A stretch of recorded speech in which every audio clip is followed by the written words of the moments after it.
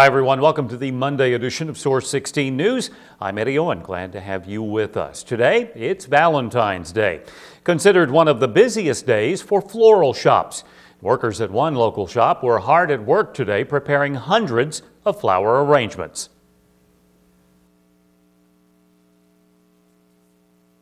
I think it had a lot to do with the snow, and everybody was all cooped up and wasn't thinking about it being Valentine's Day. And then it got nice and pretty outside and everybody decided, oh no, I need to go out. So it's been extremely busy.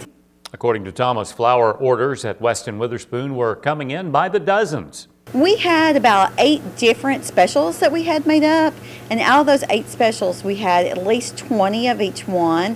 We sold out of all of our specials. So now, of course, the absolute special is just the red roses. Source 16 spoke to Joe Ferguson about his special plans for his girlfriend. I bought her a dozen roses before from here, and just today I was just looking for like a red rose. I'd just like to say welcome back from Afghanistan, baby, and I love you and happy Valentine's Day. Meanwhile, Christian County Judge Executive Steve Tribble married 6 couples today on this special holiday set aside to celebrate love. An Oklahoma man is hiking toward the future while remembering the past along the Trail of Tears. That brought him to Hopkinsville Saturday. Source 16 News reporter Marie Fainter has more on this extraordinary story. Oklahoma Native and Comanche Indian descendant Ron Cooper is a man on a mission. He has hiked more than 250 miles of the Trail of Tears and plans on trekking the entire 850-mile stretch where hundreds of thousands of Native Americans died of starvation and exhaustion. It became more than just a hike, that I wanted to, not just for myself, but let other natives know and let other people know that this trail is still here. Where no matter what tribe you are, you're part of the story. His travels led him and his wife Crystal to Hopkinsville's Trail of Tears Commemorative Park off Pembroke Road. You know, you kind of like these guys here that are buried here in this cemetery or these plots here. I feel like I know them. According to Cooper, it's been an emotional journey. I went to Blythe's Ferry, which is the first river crossing on the Tennessee River of the people. Of the Cherokee detachments where they crossed. And when I went to the water, I got so sad to know that it just felt the despair of having to leave your own land forever. And, you know, I just literally cried. Inspired by Cooper's story, local Trail of Tears Association member Ellis Rouse will be traveling 100 miles alongside the couple. Reflecting back on, you know, what they must have gone through, because all tribes throughout the whole United States had some kind of relocation, either to a smaller area, you know, but probably not as far as this one, but all tribes had some kind of relocation where they had to go to reservations and stuff. And my ancestors and my father and grandmother and father had that experience, and I wanted to be able to identify what they went through. Cooper says his journey has been remarkable despite wintry weather and that he has met some amazing friends along the way. Marie Fainter, Source 16 News. Cooper started his journey in Charleston, Tennessee. Well, Hopkinsville Mayor Dan Kemp says the city has interviewed several people to fill the Public Works Director and Engineer position. According to Kemp, about 6 people were interviewed to replace Bob Cope, who retired at the end of January after serving in that role since February 2007.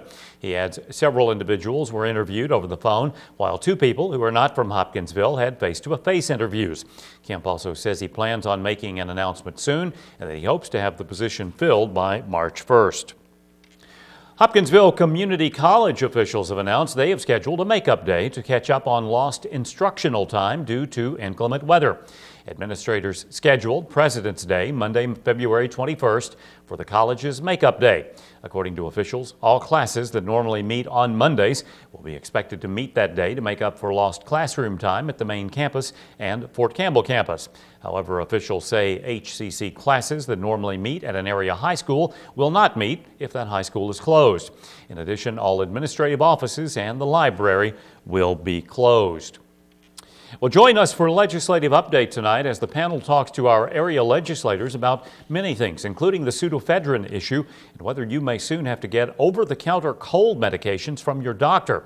Local legislators will also talk about reforms in the penal system, the possibilities of raising the dropout consent age, and much more. Legislative update airs tonight at 8 o'clock and tomorrow afternoon at 3.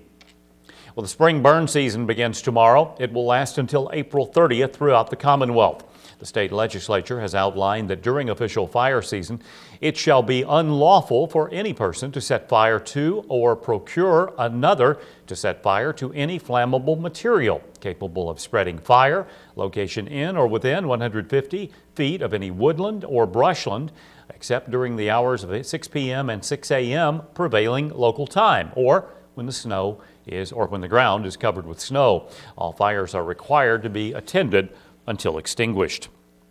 A hardened man who police say was driving under the influence is facing charges after he crashed his vehicle into a tree and it overturned into a creek this morning. According to Marshall County Sheriff's Department, 32-year-old David Todd was on Old Olive Road when his vehicle ran off the road, hit a driveway culvert, and then crashed into a tree, causing his vehicle to flip over into a creek. Police say Todd had extremely slurred speech and stated to emergency medical personnel that he had taken too much of a controlled substance. Deputies reportedly found a legend drug in the vehicle that didn't belong to Todd. Due to his injuries, Todd was cited to court for operating a motor vehicle under the influence, illegal possession of a legend drug, and a couple of other traffic-related violations.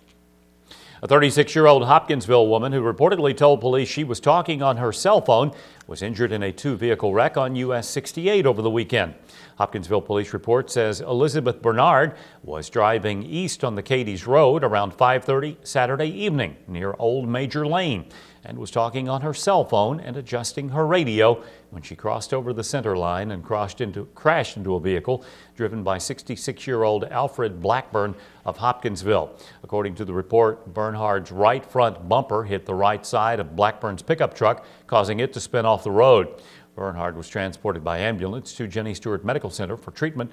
Police report Blackburn was not injured in the wreck.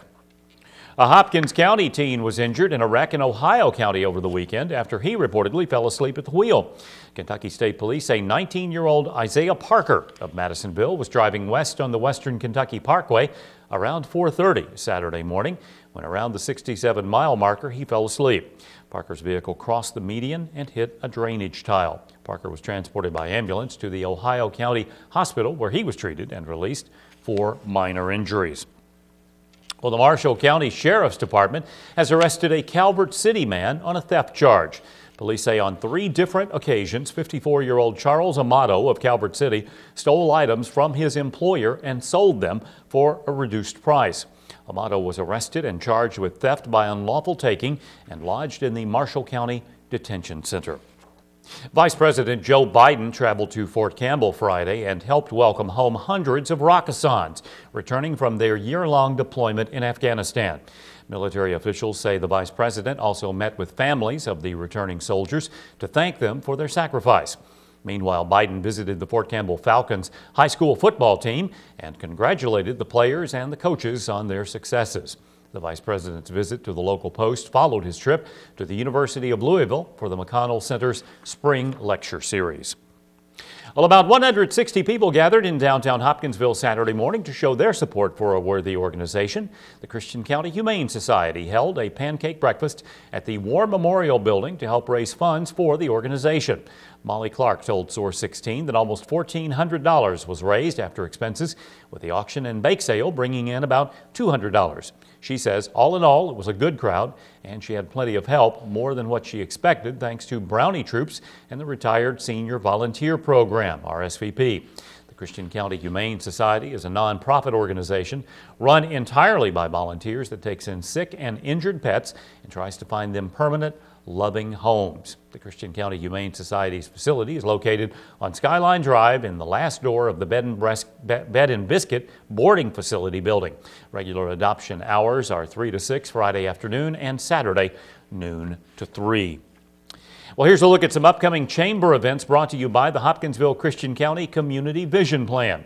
The Small Business Awards Breakfast, sponsored by New Wave Communications, Source16, will be held tomorrow morning at 7:30 a.m. at the James E. Bruce Convention Center. In addition, the Chamber's Lunch and Learn series, led by DFS Technologies, will be held tomorrow from 11:30 to 1 at the Holiday Inn at 2910 Fort Campbell Boulevard. And the Minority Economic Development Initiative will be hosting a business plan development workshop for startups and existing businesses. That workshop will be held Thursday evening, 5:30 to 7 at the MEDI office at 1101A South Main Street, downtown Hopkinsville, just inside U.S. Bank. Registration's $15 per person and due by Wednesday, February 16th. To register, call Nadia Ferguson at 270-885-8885. These chamber events are brought to you by the Hopkinsville Christian County Vision Plan. And here it comes, Tuesday's Mega Millions jackpot, $40 million. If you don't win it, don't feel too bad. Wednesday's Powerball jackpot is $101 million.